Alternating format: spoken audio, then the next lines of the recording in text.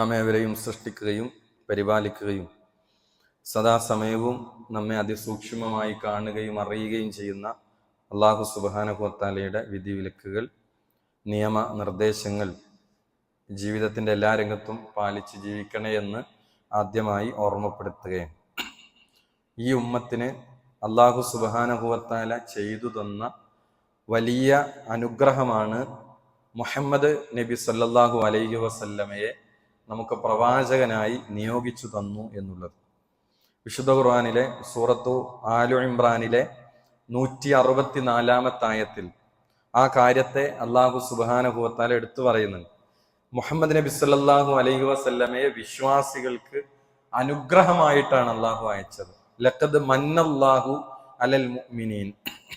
മന്ന എന്ന് പറഞ്ഞാൽ അനുഗ്രഹിച്ചു എന്നാണ്. അള്ളാഹു അനുഗ്രഹിച്ചിരിക്കുന്നു അലൽ മുഅ്മിനീൻ, വിശ്വാസികളുടെ മേൽ. ഇത് ബഅത ഫീഹിം റസൂലൻ മിൻ അൻഫുസിഹിം, അവരിൽ നിന്നു തന്നെയുള്ള ഒരു ദൂതനെ അവരിലേക്ക് നിയോഗിക്കുക വഴി. യത്ലു അലൈഹിം ആയാത്തിഹി, അള്ളാഹുവിന്റെ വഹീ, ഖുർആനിന്റെ കലാം, ആയാത്തുകൾ ആ പ്രവാചകൻ അവരിലേക്ക് ഓതിക്കൊടുക്കുന്നു. വയുസക്കീഹിം, ആ ആയത്തുകൾ വെച്ച് അവരെ സംസ്കരിക്കുന്നു, തസ്കിയത്ത് നടത്തുന്നു. വയുഅല്ലിമുഹുമുൽ കിതാബ വൽ ഹിക്മ, ഈ വേദഗ്രന്ഥവും അതേപോലെ പ്രവാചകന്റെ അധ്യാപനങ്ങളും അവർക്ക് പഠിപ്പിച്ചു കൊടുക്കുകയും ചെയ്യുന്നു. വൈൻ കാനൂ മിൻ ഖബ്ലു ലഫീ ദലാലിൻ മുബീൻ, അവരേറ്റവും വ്യക്തമായ വഴിപിഴവിലായിരുന്നു മുമ്പുണ്ടായിരുന്നത്. അങ്ങനെ തീർത്തും ദലാലത്തിലായിരുന്ന ഒരു ജനവിഭാഗത്തെ വിശുദ്ധ ഖുർആനിന്റെ അധ്യാപനങ്ങൾ കൊണ്ട്, പ്രവാചകൻ സല്ലല്ലാഹു അലൈഹി വസല്ലമയുടെ വചനങ്ങൾ കൊണ്ട് ആ സമൂഹത്തെ പരിവർത്തിപ്പിച്ചെടുക്കുകയാണ്. അങ്ങനെ പ്രവാചകൻ അവരിലേക്ക് നിയോഗിക്കപ്പെട്ടു എന്നത് വിശ്വാസികളുടെ മേൽ അല്ലാഹു സുബ്ഹാനഹു വ തആല ചെയ്തു തന്ന വലിയൊരു നിഅമത്താണ്. അതുകൊണ്ട് തന്നെ ആ പ്രവാചകനെ നമ്മളെ ജീവിതത്തിന്റെ ഏറ്റവും കൂടുതൽ നമ്മൾ സ്നേഹിക്കേണ്ടത് മഹാനായ റസൂലുള്ളാഹി സ്വല്ലല്ലാഹു അലൈഹി വസല്ലമയെയാണ്. ഒരാൾ മുഅ്മിനാവണമെങ്കിൽ, അവന്റെ ഈമാൻ പൂർത്തീകരിക്കപ്പെടണമെങ്കിൽ ഈ ഒരു പോയിന്റ് ഏറ്റവും പ്രധാനമാണ്. ഷഹാദത്തിന്റെ 2 കലിമത്തുകളിൽ ഒന്ന് അഷ്ഹദു, നമ്മൾ സാക്ഷ്യം വഹിക്കുന്ന സാക്ഷ്യവചനങ്ങളിൽ ഒന്ന് അല്ലാ ഇലാഹ ഇല്ലല്ലാ എന്നതാണ്.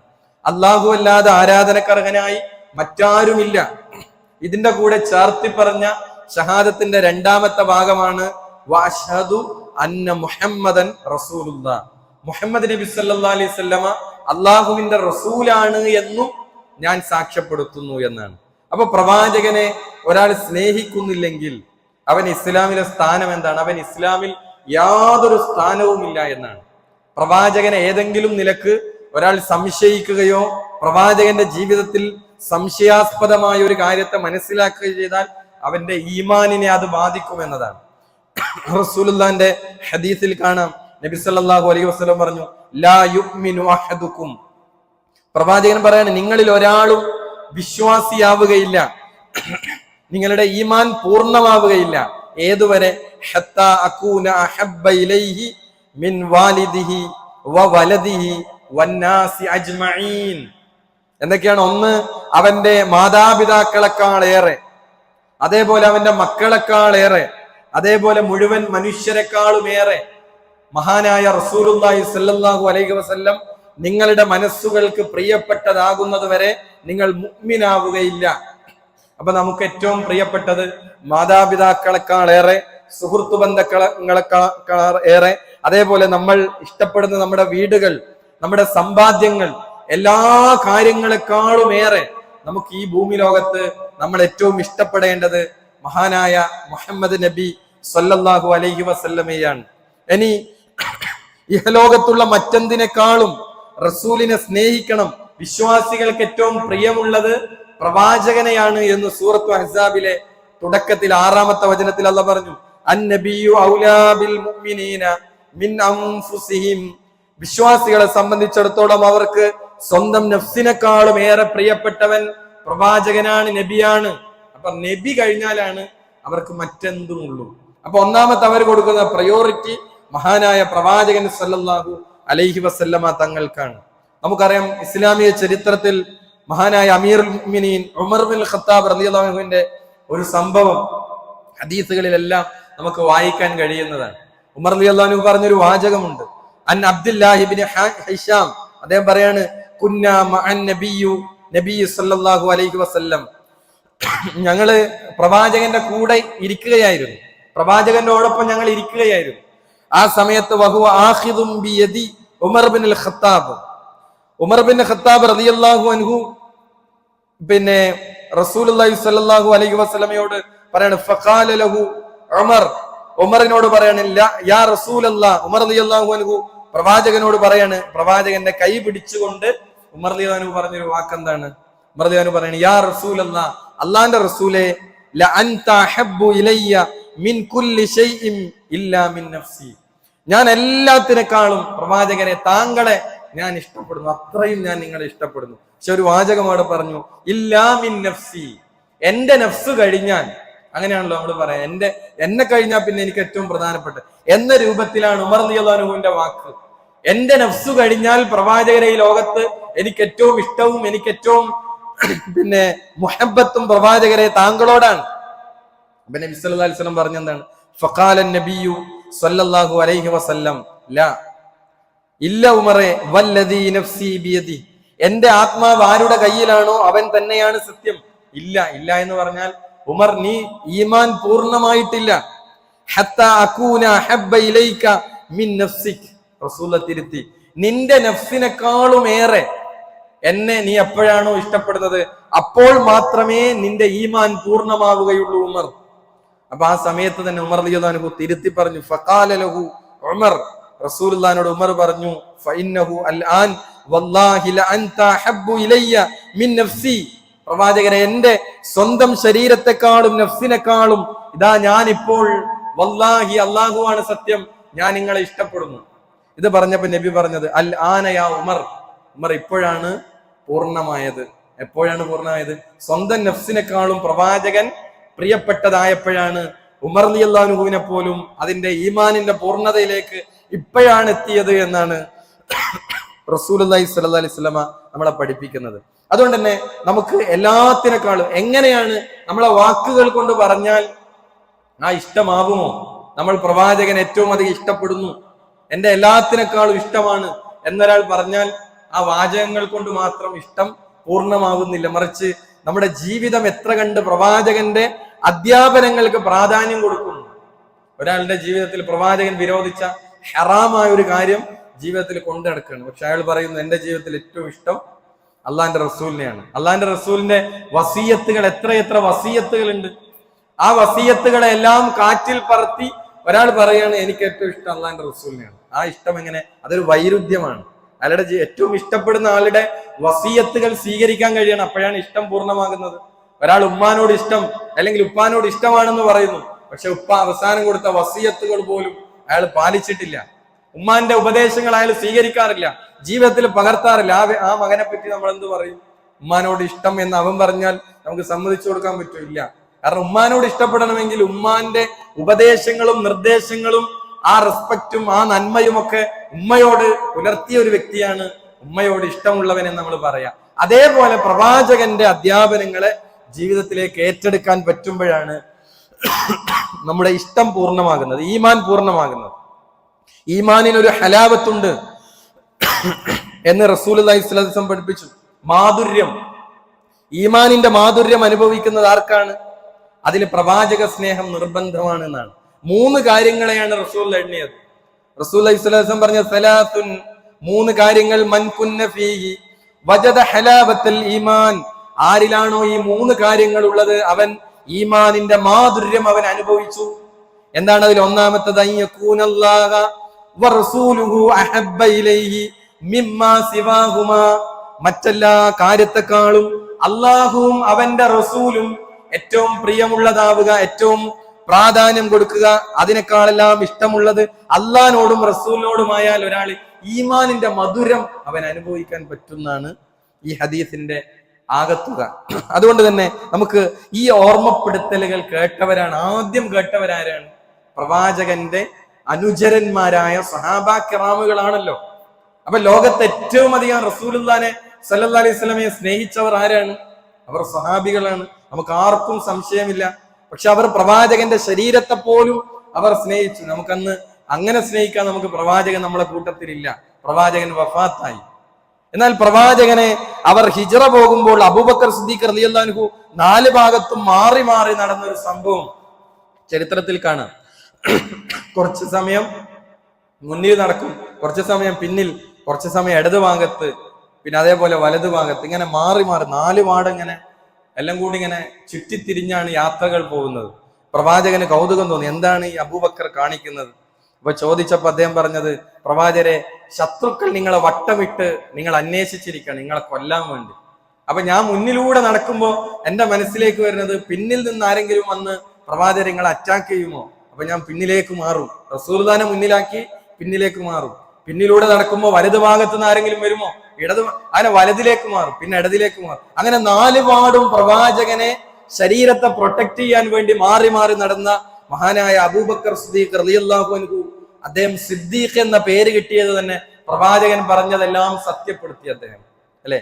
മിഅറാജിന്റെ രാത്രി യാത്ര പോയതും ഇസ്രാ മിഅറാജ് വിവരിച്ച് പ്രവാചകനല്ലാത്ത മറ്റ് ചില ആളുകളാണ് അബൂബക്കർ സിദ്ദീഖ് റളിയല്ലാഹു അൻഹു ആദ്യം കേട്ടത്. അവര് വിചാരിച്ചത് ഇത് അബൂബക്കർ സിദ്ദീഖ് റളിയല്ലാഹു അൻഹു വിശ്വസിക്കില്ല എന്നാണ്. ഒരു രാത്രി കൊണ്ട് ബൈത്തുൽ മുഖദ്ദസിലേക്കും അവിടുന്ന് 7-ാം ആകാശവും കടന്ന് സ്വർഗനരകങ്ങൾ കണ്ട് ഇസ്രാ മിഅറാജ് യാത്ര കഴിഞ്ഞ് പ്രവാചകൻ രാവിലെ ഇവിടെ ഉണ്ട്. അപ്പൊ ഇതാണ് നിന്റെ മുഹമ്മദ് പറയുന്നത്. അപ്പൊ അബൂബക്കർ സിദ്ദീഖിന്റെ വാക്കെന്താണ്? ഇത് പ്രവാചകൻ പറഞ്ഞു എന്നത് ശരിയാണോ? അതെ, എങ്കിൽ ഞാനത് വിശ്വസിച്ചു. സംശയം കൂടാതെ പ്രവാചകന്റെ അധ്യാപനങ്ങളെ വിശ്വസിച്ചത് കാരണം, സത്യപ്പെടുത്തിയത് കാരണം ചരിത്രത്തിൽ അബൂബക്കർ സിദ്ദീഖ് എന്നറിയപ്പെടുന്നു. സിദ്ദീഖ് എന്ന് പറഞ്ഞാൽ എന്താണ്? സത്യസന്ധൻ എന്നാണ്. പ്രവാചകനെ സത്യപ്പെടുത്തിയവനാണ്. എത്രയെത്ര ചരിത്രങ്ങളാണ് പ്രവാചകന്റെ അനുയായികൾ പ്രവാചകന്റെ നാവിലൂടെ കേട്ട പ്രവാചക സ്നേഹത്തിന്റെ വചനങ്ങളും വിശുദ്ധ ഖുർആനിന്റെ ആയത്തുകളും കേട്ട് അവരുടെ സ്നേഹം അത്ഭുതകരമായ സ്നേഹമായിരുന്നു. ഉഹുദ് യുദ്ധത്തിൽ പ്രവാചകനെ സംരക്ഷിക്കാൻ വേണ്ടി 70-ൽ പരം അമ്പുകളാണ് മഹാനായ ത്വൽഹത്ത് ബിൻ ഉബൈദില്ല എന്ന് പറഞ്ഞ സഹാബി ഏറ്റുവാങ്ങിയത്. അദ്ദേഹത്തെ പറ്റി റസൂലുള്ളാഹി സ്വല്ലല്ലാഹു അലൈഹി വസല്ലം പറഞ്ഞ ഒരു ഹദീസ് കാണാം, മൻ സറഹു അയ്യൻദുറ ഇലാ ഷഹീദിൻ യംശി അലാ വജ്ഹിൽ അർള്. ഭൂമിയിലൂടെ നടക്കുന്ന ഷഹീദിനെ നിങ്ങൾ കാണാൻ ആഗ്രഹിക്കുന്നുവെങ്കിൽ ഫൽയൻദുർ ഇലാ ത്വൽഹത്ത് ബിൻ ഉബൈദില്ല. ഇതാ നിങ്ങൾ ത്വൽഹത്ത് ബിൻ ഉബൈദില്ലയിലേക്ക് നോക്കുക. അദ്ദേഹത്തിന് ഷഹീദിനുള്ള സൂചനകൾ കൊടുത്തു. അദ്ദേഹം പ്രവാചകനിലേക്ക് വന്ന അമ്പുകളെ വിരിമാറുകൊണ്ട് തടുത്തു എന്നാണ്. 70-ലധികം അമ്പുകൾ ഷഹീദായ ത്വൽഹത്ത് ബിൻ ഉബൈദില്ലയുടെ ശരീരത്തിൽ നിന്ന് കിട്ടിയെന്നാണ് യുദ്ധം കഴിഞ്ഞ് സഹാബികൾ റിപ്പോർട്ട് ചെയ്യുന്നത്. എന്തിനായിരുന്നു? നമുക്കറിയാം, നമ്മളെപ്പോലെ മുറിഞ്ഞാൽ വേദനയുണ്ടാകുന്ന, ബ്ലഡ് വരുന്ന ശരീരമാണ് സഹാബത്തിൻ്റെത്. പക്ഷെ ഞാൻ മാറി നിന്നാൽ പ്രവാചകനാണ് ആ അമ്പുകൾ ഏൽക്കുക എന്ന് കണ്ട് പ്രവാചകന്റെ നേരെ വന്ന അമ്പുകളെ സ്വന്തം ശരീരം കാണിച്ച് തടുത്തവരായിരുന്നു സഹാബ കിറാമുകൾ. എത്രയെത്ര സംഭവങ്ങളാണ്. ബിലാൽ ഇബ്നു റബാഹ റളിയല്ലാഹു അൻഹു, നമുക്കറിയാം, കറുത്തവനായ അടിമയായ ബിലാൽ റളിയല്ലാഹു അൻഹുവിന് ഇസ്ലാം കൊടുത്ത സ്ഥാനം എത്രയാണ്. കറുത്തവനും വെളുത്തവനും തമ്മിൽ അവിടെ വേർതിരിവുകളില്ല എന്ന് ഇസ്ലാം ലോകത്തിന് പഠിപ്പിച്ചു കൊടുത്തു. റസൂലുള്ള മക്കം ഫത്തഹ് വിജയിച്ചടക്കിയപ്പോൾ പ്രവാചകന്റെ ഷോൾഡറിൽ ചവിട്ടിക്കാരാൻ പറഞ്ഞത് ബിലാൽ റളിയല്ലാഹു അൻഹുവിനെയാണ്. ബിലാൽ റളിയല്ലാഹു അൻഹു ഒന്ന് മടിച്ചു. ആ വെളുത്ത ശരീരത്തിൽ ഈ കറുത്ത ഒട്ടക കാഷ്ടങ്ങൾ ചവിട്ടിയ കാലുകൊണ്ട് പ്രവാചകന്റെ ശരീരത്തിൽ കയറി ബാങ്ക് വിളിക്കാൻ മുഅദ്ദിനു റസൂലുള്ളാഹി എന്ന വലിയ അംഗീകാരം റസൂലുള്ളാഹി സ്വല്ലല്ലാഹു അലൈഹി വസല്ലം കൊടുത്തത് ബിലാൽ റളിയല്ലാഹു അൻഹുവിനെയായിരുന്നു. ആ ബിലാൽ റളിയല്ലാഹു അൻഹു റസൂലുള്ളാഹിന്റെ വഫാത്തിന് ശേഷം എങ്ങനെയായിരുന്നു ബാങ്ക് കൊടുത്തത്? മുഅദ്ദിനു റസൂലുള്ളാഹി എന്ന് അവിടെ അറിയപ്പെട്ടിരുന്ന റസൂലുള്ളാഹിന്റെ ആദ്യത്തെ ബാങ്ക് വിളിക്കാരൻ എന്ന ബിലാൽ റളിയല്ലാഹു അൻഹു പ്രവാചകനില്ലാത്ത മദീനയിൽ അദ്ദേഹത്തിന് ബാങ്ക് ശബ്ദം മുഴക്കാൻ അദ്ദേഹത്തിന് കഴിഞ്ഞില്ല എന്നാണ് ചരിത്രം.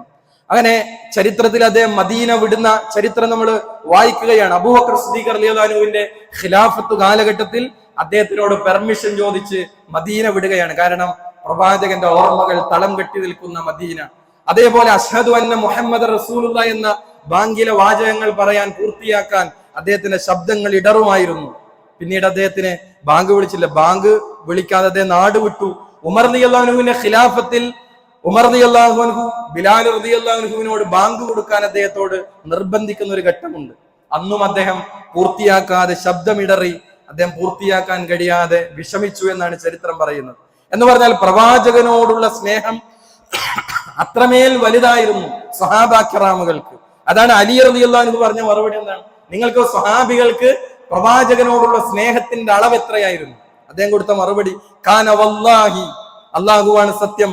അഹബ്ബ ഇലൈനാ മിൻ അംവാലിന, ഞങ്ങളുടെ സമ്പത്തിനെക്കാളും വല്ലാഹി അല്ലാഹുവാണ് സത്യം, ഞങ്ങൾക്ക് റസൂലുള്ളാഹിനോട് ഇഷ്ടമായിരുന്നു. വ ഔലാദിന, ഞങ്ങളുടെ മക്കളെക്കാളും ആ പ്രവാചകൻ ഞങ്ങൾക്ക് പ്രിയപ്പെട്ടവനായിരുന്നു. വ ആബാഉന, ഞങ്ങളുടെ പിതാക്കന്മാരെക്കാളും. വ ഉമ്മഹാത്തുന, ഞങ്ങളുടെ മാതാക്കളെക്കാളേറും. വമിനൽ മാഇൽ ബാരിദി അലൽ ലമ, ദാഹിക്കുമ്പോൾ ലഭിക്കുന്ന തണുത്ത വെള്ളത്തെക്കാളും ഞങ്ങൾക്ക് പ്രിയപ്പെട്ടവനായിരുന്നു ഞങ്ങളുടെ പ്രവാചകൻ എന്നതായിരുന്നു അലി ഇബ്നു അബീ ത്വാലിബിന്റെ മറുപടി. എത്ര സുന്ദരമാണ് അവരുടെ വാചകങ്ങൾ. അതുകൊണ്ട് സഹോദരങ്ങളെ, എങ്ങനെയാണ് പ്രവാചകന്റെ സ്നേഹത്തിന്റെ ഒരു ഘട്ടം എന്താണ്? എങ്ങനെയാണ് ആ ഘട്ടം? പ്രവാചകൻ ജീവിച്ചിരിപ്പില്ലാത്ത ഇന്ന് ഞാനും നിങ്ങളും എങ്ങനെയാണ് പ്രവാചകനെ സ്നേഹിക്കേണ്ടത്? അതിൽ ഒരു ഘട്ടം എന്താ?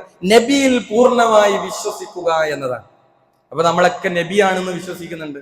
പക്ഷെ ആ പ്രവാചകൻ പറഞ്ഞ ഒന്നുപോലും ഒരു സംശയത്തിനും വകുപ്പില്ല എന്ന് വിശ്വസിക്കലുമാണ് യഥാർത്ഥത്തിൽ സ്നേഹത്തിന്റെ ആദ്യ ഭാഗം. സൂറത്തുൽ ഹുജുറാത്ത് 15-ാമത്തെ ആയത്താണ്. എന്താ? വിശ്വസിച്ച ശേഷം സംശയമോ പ്രവാചകന്റെ വചനങ്ങളിൽ നിഷേധമോ പാടില്ല എന്നുള്ളതാണ്. വിശുദ്ധ ഖുർആനിലെ ആയത്ത് എന്താ? ഇന്നമൽ മുഅ്മിനൂനല്ലദീന ആമനൂ ബില്ലാഹി വറസൂലി, നിശ്ചയമായും വിശ്വാസികൾ എന്ന് പറയുന്നത് അല്ലദീന ആമനൂ ബില്ലാഹ്, അവർ അല്ലാഹുവിൽ വിശ്വസിച്ചവരാണ്. വറസൂലിഹി, അവന്റെ പ്രവാചകനിൽ വിശ്വസിച്ചവരാണ്.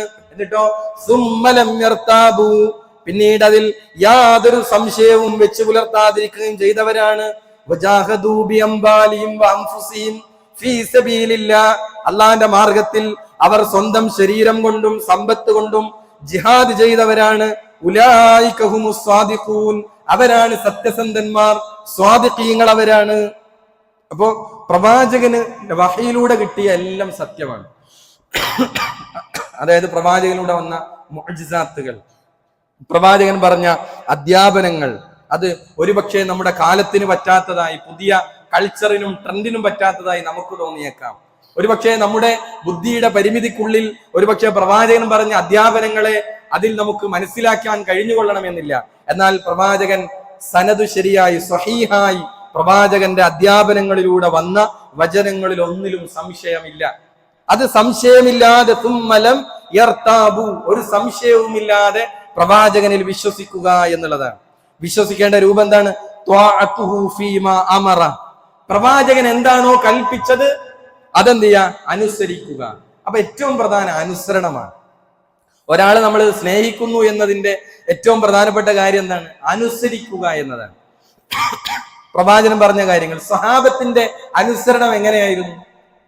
ഒരാള് കൈവിരലിൽ സ്വർണത്തിന്റെ മോതിരം ധരിച്ച ഒരു വ്യക്തിയാണ്. സ്വർണം പുരുഷന്മാർക്ക് ഇസ്ലാം ഹറാം എന്ന് പറഞ്ഞ കാര്യമാണ്.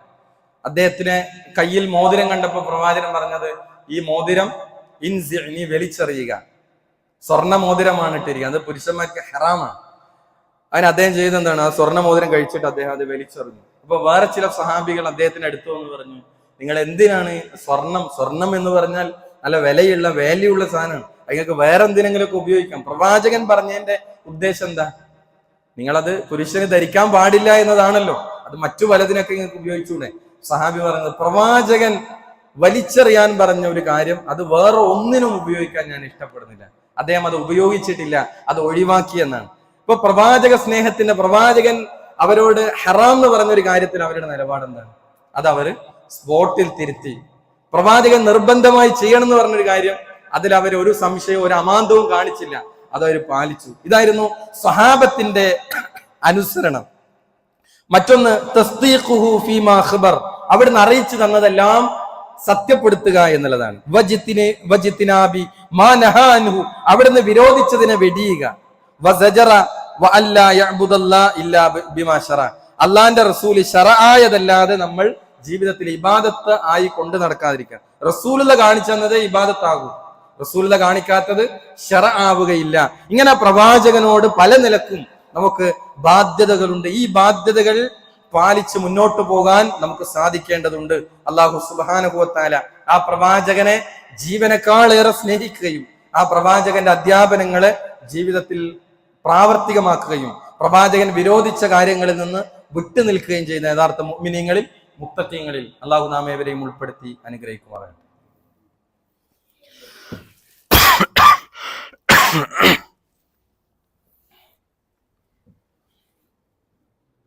അൽഹംദുലില്ലാഹ് വസ്സലാത്തു വസ്സലാമു അലാ റസൂലില്ലാഹ് വഅലാ ആലിഹി വസഹ്ബിഹി അജ്മഈൻ. അമ്മാ ബഅദ്. അല്ലാഹു സുബ്ഹാനഹു വ തആലയുടെ വിധിവിലക്കുകൾ, നിയമ നിർദ്ദേശങ്ങൾ ജീവിതത്തിൻ്റെ എല്ലാ രംഗത്തും പാലിച്ച് പകർത്തിക്കൊണ്ട് ജീവിക്കണം എന്ന് ഒരിക്കൽ കൂടി ഓർമ്മപ്പെടുത്തുകയാണ്. വളരെ പ്രധാനപ്പെട്ട ഒന്ന് രണ്ട് കാര്യങ്ങൾ നിങ്ങളുടെ ശ്രദ്ധയിലേക്ക് കൊണ്ടുവരാനുള്ളത്. ഒന്ന്, നമ്മുടെ വളർന്നുകൊണ്ടിരിക്കുന്ന വിദ്യാർത്ഥികൾ, സ്റ്റുഡൻസ്, അവരുടെ പുതിയ കാലത്തെ അവരുടെ മുന്നോട്ട് പോക്ക് നമുക്കെല്ലാം വലിയ ആശങ്കകൾ ഉണ്ടാക്കുന്നതാണ്, വലിയ പ്രയാസങ്ങൾ ഉണ്ടാക്കുന്നതാണ്. രക്ഷിതാക്കളൊക്കെ ആശങ്കാകുലരുമാണ് അവരുടെ മുന്നോട്ട് പോക്കിൽ. പ്രത്യേകിച്ച് ആൺകുട്ടികളെക്കാളേറെ ഒരു വേള പെൺകുട്ടികൾ അവരുടെ ധാർമ്മിക രംഗത്ത് ആ ധാർമ്മിക മൂല്യങ്ങൾ നഷ്ടപ്പെടുമ്പോൾ പെൺകുട്ടികളെക്കാളേറെ വലിയ ദുരന്തങ്ങൾ ഉണ്ടാവുക കുടുംബങ്ങളിൽ ആൺകുട്ടികളെക്കാളേറെ പെൺകുട്ടികൾ കേടുവരുമ്പോഴാണ്. എന്നാൽ പെൺകുട്ടികളുടെ ജീവിതത്തിൽ ഇത്തരം ഒരുപാട് നമ്മുടെ പുതിയ കാലഘട്ടത്തിൽ ലിബറൽ കാഴ്ചപ്പാടുകൾ വിവാഹത്തിന്റെ വിഷയത്തിൽ, അതേപോലെയുള്ള തിന്മകളുടെ വിഷയത്തിലൊക്കെ നോർമലൈസ് ചെയ്ത് വിവാഹമേ വേണ്ടതില്ല എന്ന് പറയുന്ന ധാരാളം പെൺകുട്ടികൾ മുസ്ലിം കുടുംബങ്ങളിൽ നിന്ന് വളർന്നു വരുന്നു. എന്താണ് അതിന്റെ കാരണം? ആദ്യം വിവാഹം വേണ്ടതില്ല, ഇപ്പോൾ വേണ്ട എന്നാണ് പറയാം. പിന്നെ കുറച്ചുകൂടി കഴിയട്ടെ, ജോലിയാകട്ടെ, പിന്നെ ഇപ്പോ വിവാഹമേ വേണ്ടതില്ല എന്ന് പിന്നീട് പറയുന്നു. എന്തിനാണ്? അത് എൻ്റെ സ്വാതന്ത്ര്യത്തിന് തടസ്സമാണ്. ഒരാളുടെ കീഴിൽ നിൽക്കാൻ കഴിയില്ല. സ്വന്തമായൊരു പ്രൊഫഷണൽ കോഴ്സ് കഴിഞ്ഞ് സ്വന്തമായൊരു ജോലി, അതിലൂടെ ജീവിതം മുന്നോട്ട് പോകാനുള്ള ഒരു പുതിയ കാഴ്ചപ്പാടുകൾ. അങ്ങനെ ഒരാളുടെ കീഴിലും ഡിപ്പെൻഡ് ചെയ്ത് നിൽക്കാൻ ഞങ്ങൾ സന്നദ്ധരല്ല. അങ്ങനെ സ്വതന്ത്ര ലൈംഗികതയാണ് ഇവിടെ പ്രൊമോട്ട് ചെയ്യേണ്ടത് എന്നൊക്കെ ലോകത്തോട് പറയുന്ന പുതിയ ഒരു കാഴ്ചപ്പാടുകൾ. അതേപോലെ തന്നെ ആത്മഹത്യാ കേസുകൾ, പെൺകുട്ടികൾ നമ്മൾ വർദ്ധിച്ചു വരികയാണ്. എന്താണ് അതിന്റെ കാരണങ്ങൾ? അവരുടെ മൊബൈൽ ഫോണുകൾ വഴി, ഉമ്മയുടെ ഉപ്പയുടെ അവളുടെ മൊബൈൽ ഫോണുകൾ വഴി അവളുടെ പിന്നെ പ്രണയത്തിലിരിക്കുന്ന കാമുകനയച്ച മെസ്സേജുകൾ, അത് അവന്റെ അടുക്കലുള്ള ചിത്രങ്ങളാണ് പിന്നീട് അവളെ ബ്ലാക്ക്മെയിൽ ചെയ്തത്. അപ്പോൾ സ്വാഭാവികമായും ആ കുട്ടി ലോക്കാവുകയാണ്. അവളുടെ ചിത്രങ്ങൾ മറ്റൊരുത്തന്റെ കയ്യിലാണ്. അപ്പൊ സ്വാഭാവികമായും അവൾ ആത്മഹത്യയുടെ വക്കിലേക്ക് എത്തിപ്പെടുകയാണ്. ഇത്തരം ഒരുപാട് കേസുകൾ പ്രണയത്തിന്റെ, അതേപോലെ തന്നെ ആത്മഹത്യയുടെ, മൊബൈൽ അഡിക്ഷനുകളുടെ, കോസ്മെറ്റിക്സിൽ നമ്മുടെ പുതിയ കൾച്ചർ മാറിയിരിക്കുകയാണ്. അവരുടെ സ്വന്തം അവരുടെ തനിത് സൗന്ദര്യമല്ല, കൃത്രിമമായ സൗന്ദര്യങ്ങൾ എല്ലാവരും ഉണ്ടാക്കിക്കൊണ്ടിരിക്കുകയാണ്. ഇതിലൊക്കെ പെൺകുട്ടികളാണ് മുൻപന്തിയിൽ നിൽക്കുന്നത്. ഇങ്ങനെ ഒരുപാട് പ്രശ്നങ്ങൾ നമ്മുടെ നാട്ടിൽ പെൺകുട്ടികളുമായി ബന്ധപ്പെട്ട് നമ്മൾ അനുഭവിച്ചു കൊണ്ടിരിക്കുകയാണ്. ഇവിടെ യഥാർത്ഥത്തിൽ ഇത്തരം പ്രശ്നങ്ങൾക്ക് എവിടെ നിന്നാണ് പരിഹാരങ്ങൾ നിർദ്ദേശിക്കുക? പെൺകുട്ടികൾ ആരാണ്? പലരും കൗൺസിലിങ്ങിന് ആളുകളെ നോക്കുകയാണ്. ഈ കാര്യത്തിൽ നിന്ന് അവളെങ്ങനെയാണ് മോചിപ്പിക്കുക, ഏതെങ്കിലും നല്ലൊരു കൗൺസിലർ കിട്ടുമോ എന്നൊക്കെ അന്വേഷിക്കുന്ന ധാരാളം രക്ഷിതാക്കൾ. ഇവിടെയാണ് നമുക്ക് ഇതിനൊക്കെ പരിഹാരം, ഒരു പരിഹാരമേ ഉള്ളൂ. അത് പടച്ചവനെ പറ്റിയുള്ള ബോധം, ഒരു ദീനി വിജ്ഞാനവും ഒക്കെ കൊണ്ട് മാത്രമേ ഇത്തരം തിന്മകളൊക്കെ മാറ്റിയെടുക്കാൻ പറ്റൂ. കാരണം ചരിത്രം അങ്ങനെയാണ്. പ്രവാചകൻ ജീവിച്ച ജാഹിലിയ അറബികൾ മാറിയത്, എല്ലാ തിന്മകളിലും മതിമറന്ന് ജീവിച്ചവർ മാറിയത് എങ്ങനെ? പടച്ചോനുണ്ട്, മരണത്തിന് ശേഷം ഒരു ജീവിതമുണ്ട്, അവിടെ സ്വർഗവും നരകവും ഉണ്ട്, അവിടെ നന്മയുടെയും തിന്മയുടെയും കിതാബുകൾ കൈകളിൽ നൽകപ്പെടും.